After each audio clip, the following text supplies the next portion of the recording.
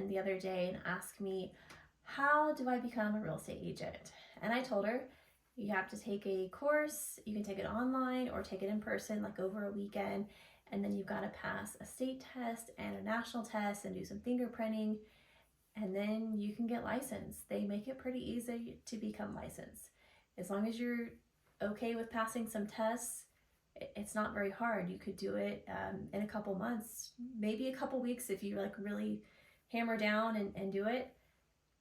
But then she's like, well, what do I do next? How do I learn? And I was like, well, you got to learn by doing, which is kind of scary because it's a big deal. You have to know what you're doing when you're selling real estate because you are affecting people's lives. There's so much that you have to know. You have to know about deeds.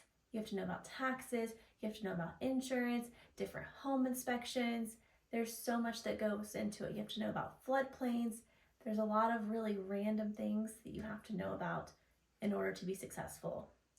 There was a statistic that came out recently that 49% of real estate agents last year only sold one home, which is pretty scary because that means that they do not have very much experience, and those people could be out helping you buy or sell a home. So I think it's very important that your agent is experienced in what they're doing. I was very, very lucky that I have gotten to learn from my mom.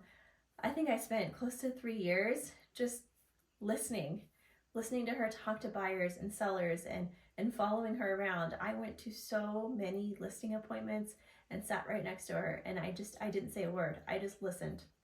And I listened to her, write contracts and go through everything with them. And I learned so many valuable lessons.